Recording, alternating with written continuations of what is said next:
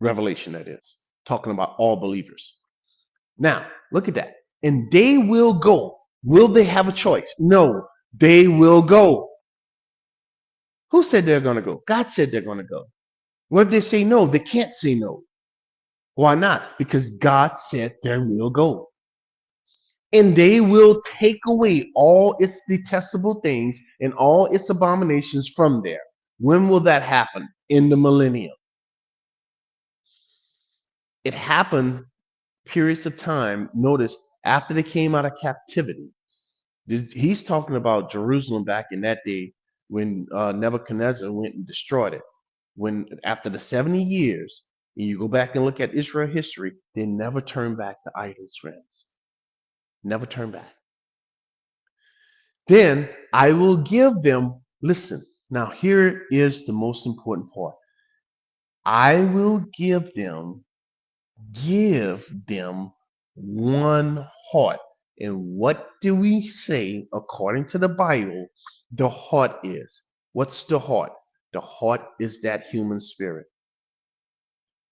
So God is saying, I'm going to give them a new human spirit.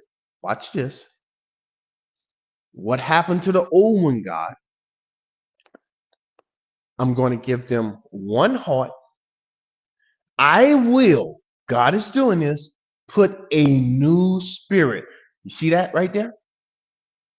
That's the one heart. The one heart is a new human spirit. God defined it for you. So you don't have to guess at this, friends. Is it a body? Of course not. A body and a spirit is not the same. Now, watch. Within them, what? What is the them? Their bodies. That's what. You see, a spirit goes inside of a body. All spirits get inside of a body. And take the stony heart out of their bodies. You see that right there? This is the third time I made a reference to Jeremiah. We read in Ezekiel 36. We're reading it again, where God talks about removing a heart of stone, which is your wicked old human spirit, and giving you one of flesh, one that is alive, one that is capable of repenting, one that is capable of confessing. This stony one can't say anything. He's dead. God has to do surgery on this rascal and take him out. If you don't take him out, friend, you're in big trouble. And give them a heart of flesh. You see that? What is the heart of flesh? This new spirit. That's what he's talking about. That's what he's calling a heart of flesh, because now it's alive. Why would you do that, God? What's the whole purpose? That they may do something. What? Walk in my statutes and keep my judgments and do them.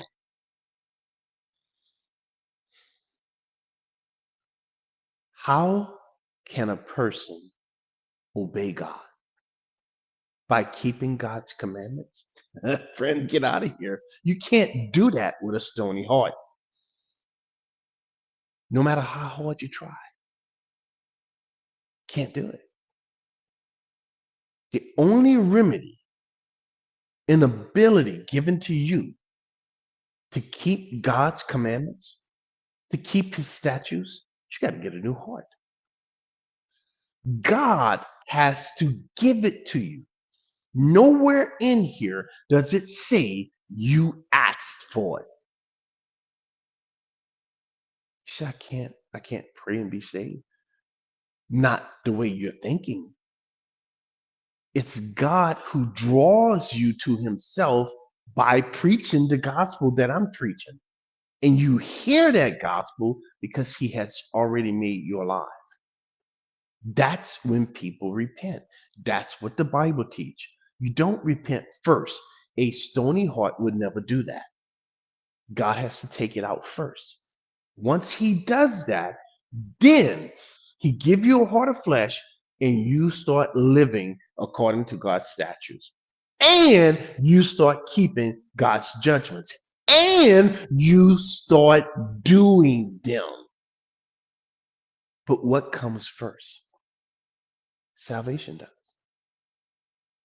So who's responsible for salvation? You? Not according to the book.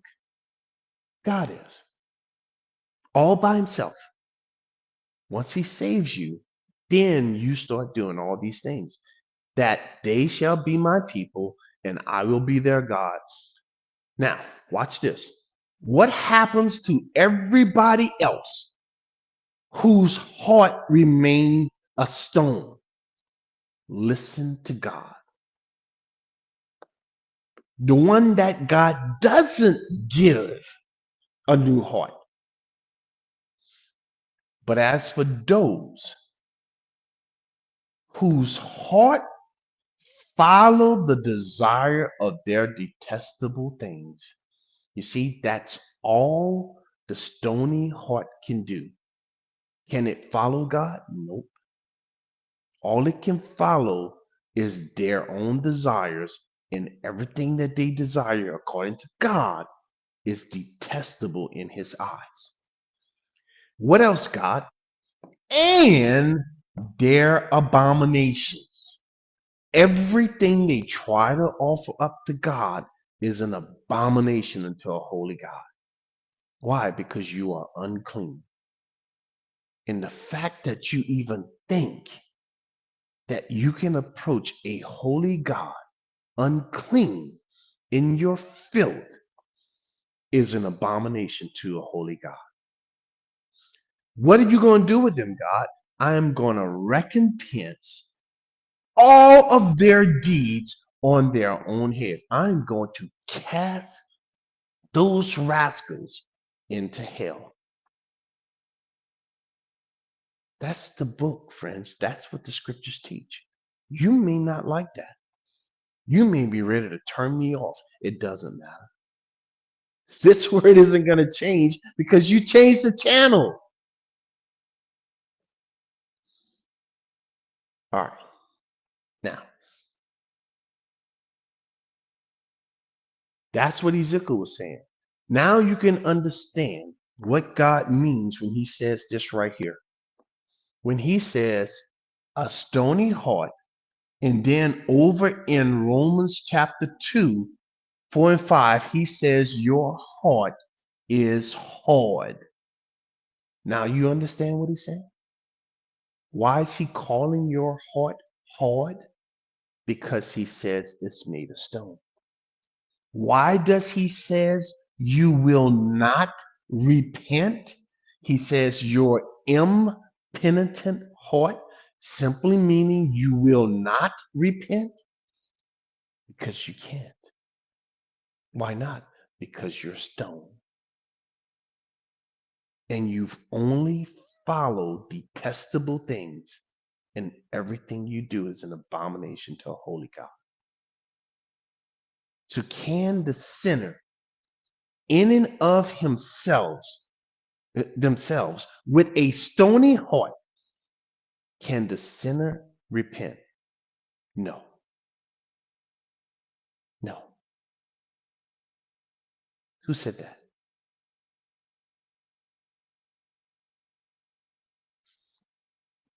What happens to that kind of person, God? In Ezekiel chapter 11, verse 20, he told us he was going to recompense those rascals' deed on their own head. Look at what he says in Romans. You are treasuring up for yourself what? Wrath. There goes your recompense right there. In the day of wrath. What is that? The judgment. In the revelation of the righteous judgment of a holy God. See, that's the scriptures, friends.